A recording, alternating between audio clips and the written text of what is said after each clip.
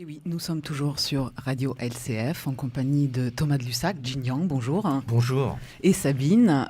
Donc Jean, on va repasser au début de l'émission avec vous. Non, donc on parlait... Pour bien souligner le retard. Non, mais on parlait de cette 4e édition du Forum Bonjour Brand qui aura lieu donc la semaine prochaine à l'Hôtel de Ville. Ça a grandi d'année en année. Là, il y aura des noms comme Philippe Starr, toujours Jean-Pierre Raffarin. Il y aura des gros acteurs de l'innovation chinoise, Lenovo, Alibaba. Peut-être l'angle de cette édition, quelles sont les nouveautés? Est-ce qu'on est dans cette continuité du pont entre le design français et les entreprises chinoises? Est-ce qu'il y a autre chose? Déjà bonjour. Bonjour. Désolé pour le retard. Bonjour. Pas de problème. Et que je suis ravi d'être retrouvé ici tous les ans, j'ai l'impression. Et c'est super. Et nous serons aussi à l'Hôtel de Ville avec Sabine le 24. J'ai bien noté. C'est noté. Bienvenue. Merci. Et de façon très simple, Bonjour Brand, c'est un pont qui relie la créativité française et l'industrie chinoise. Ça fait 4 ans que cet événement existe. La différence de cette année, c'est plus grand. Et deux, enfin, parce que des projets de collaboration créatifs entre les deux pays, ça prend du temps. Et ça fait 1 an et demi on s'est dit, un événement n'est pas suffisant. Pendant 3 jours, tout le monde a envie de travailler avec l'autre. Ce qui dure, c'est les 360 jours derrière. Qu'est-ce qu'on fait? Et donc, on a mis en place, en fait, un service d'accompagnement. Vraiment, on a beaucoup investi, ça s'appelle Bonjour ID, Innovation Design, ID comme idea. Et donc, c'est la première année qu'on sera heureux de pouvoir exposer les résultats. Et Thomas Lussac, évidemment, en fait partie avec Chow Tai-Fook. Donc, c'est des créations réalisées des par créations des designers réalisées français. par designers. D'accord. Que designers français. Que designers français. Que D'accord. designers français. Il y a juste une société, une exception qui est Charling, qui est une société de LVMH qui a travaillé avec un créatif chinois. D'accord. Donc sinon, il n'y a pas parmi les 12 stands qu'on prépare pour l'Hôtel de Ville le jour J, il y en a 11 qui sont des collaborations franco-chinoises, plutôt créatifs français et industrie chinoise. Et c'est ouvert au public? C'est ouvert au public. Le public peut donc observer ces objets qui seront exposés? Ça fait partie du programme de l'événement. Pour ceux qui vont, oui. D'accord. Après, c'est exposé dans la salle des fêtes. Ce n'est pas ouvert au public. D'accord. C'est ouvert aux invités. Bon, donc, chers auditeurs, il faut quand même que vous vous fassiez inviter par Jean Yang à la 4e édition. Il fallait s'inscrire. Oui. Et c'est aussi, oui, il fallait s'inscrire, c'est encore possible pour la séance de l'après-midi. D'accord, ok. Et donc, pour terminer, la dernière différence, c'est qu'aujourd'hui, on n'est pas seulement dans le designer français et l'entreprise chinoise, on est aussi dans ce qu'on appelle du co-branding. Ça veut dire quoi, co-branding? Co-branding, c'est-à-dire 2 marques ensemble qui lancent un produit en commun et ce produit-là sera vendu dans les canaux de vente des 2 sociétés. D'ailleurs, j'ai cru comprendre qu'il y avait Ofo et Montblanc, non, qui ont... Je n'ai strictement pas le droit d'annoncer tout de suite. D'accord, ok. Mais non, on fait des petits teases. De fait, c'est la première année, donc 2 marques vont co-brander. C'est la première année parce qu'on a vu ce mouvement-là et on essaie de proposer quelque chose allant vers ce mouvement-là. Et il commence à avoir des choses qui sortent. Et cette année, encore une fois, c'est le début de cette aventure. Et on va plutôt annoncer des collaborations, mais ce qu'on va voir, c'est plutôt dans la 5e édition. Mais alors moi, je trouve ça assez merveilleux. Donc, on s'était rencontrés l'année dernière, si je ne dis pas de bêtises. Tout à fait. Comme le disait Alexandra, c'est la 4e édition. Cette année, il y a eu 2014, 2016, 2017. Tout à fait. Et on fête les 4 ans cette année 2018. Et on est très heureuse de pouvoir être là pour cette grande journée le 24 mai.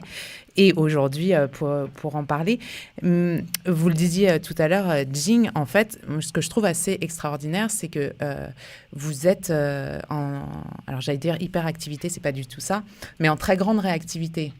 Vous le disiez, Bonjour Heidi, je me souviens qu'on en a parlé l'année dernière. Tout à fait. C'était voilà, en train de se mettre en place. Et là, j'ai l'impression que c'est déjà quelque chose de très, très bien avancé. J'ai regardé... Alors, j'invite nos auditeurs à aller voir le site Internet qui est très bien fait, qui a énormément évolué et qui permet même de s'inscrire en ligne, si je ne dis pas de bêtises. Est-ce qu'on peut... est-ce que vous pouvez nous en dire plus? Vous en parlerez beaucoup mieux que moi. C'est à la chinoise, en fait. On le dit, on le fait, quoi. Et moi... Je dois profiter de cette occasion-là de remercier des gens en fait, qui nous ont fait confiance dès le début. C'est-à-dire en 2016, qui nous ont suivis aller au Palais du Peuple. C'est vrai qu'à l'époque, on avait juste des intuitions comme quoi les Français doivent travailler avec les Chinois dans la matière de la création, mais personne n'a dit, Si, il y a Stark qui travaille avec la Chine depuis une dizaine d'années, mais ça reste des cas exceptionnels. Et puis c'est Stark. Après, c'est Stark. On n'est pas toujours tout de suite Stark. Thomas de Lussac, c'est Thomas de Lussac aujourd'hui. Ça sera un Stark peut-être dans 2 ans. Enfin, je sais pas. Dans 6 mois. Dans 6 mois. Et donc, en fait, moi, je voyais pas clair non plus. Donc, ça explique. La progression, c'est qu'en fait, parce que, sincèrement, il y a 2 ans, on voulait tout faire pour que ça marche. Et j'étais prêt à payer tout pour que ça marche et ça a mis du temps à décoller.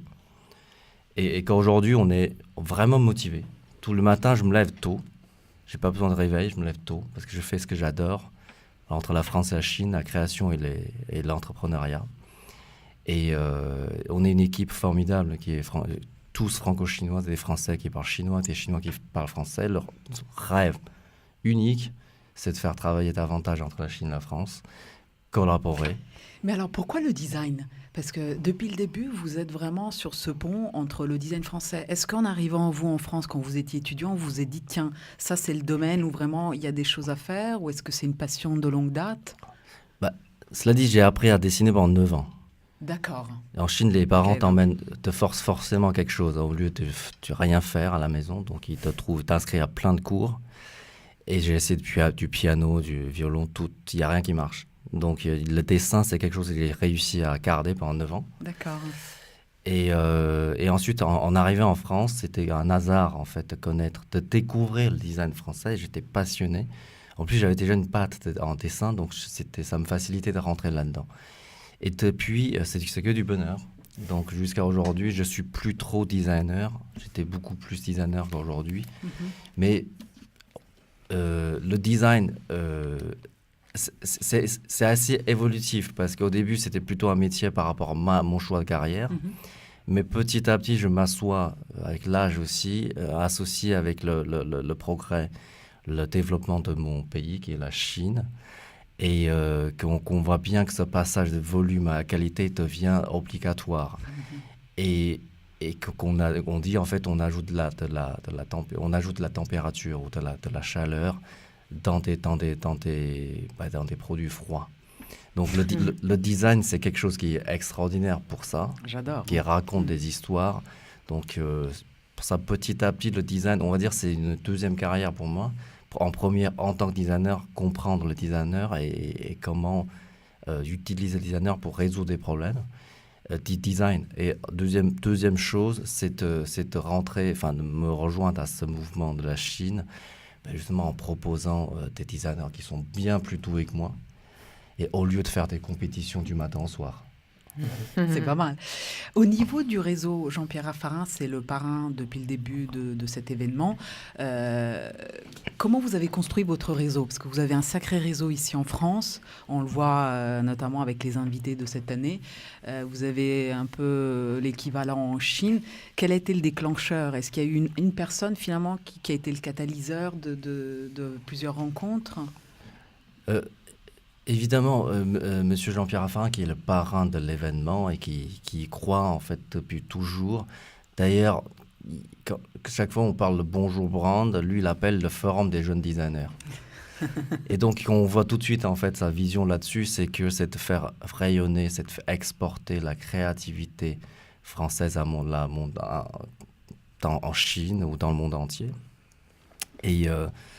Il vous a présenté des gens, donc c'est lui un peu qui vous a ouvert des portes? C'est la Fondation Prospective Innovation, avec ses membres. nous aussi, on est membre de cette fondation-là et qui est très actif dans toutes sortes d'échanges culturels, commerciaux entre la Chine et la France. Pas que, mais la Chine, c'est un vrai sujet. Et donc, la synergie se crée tout seul. On essaie de proposer aussi des opportunités. S'il y a nous, on est aussi de temps en temps invités, par exemple, au forum culturel entre la France et la Chine.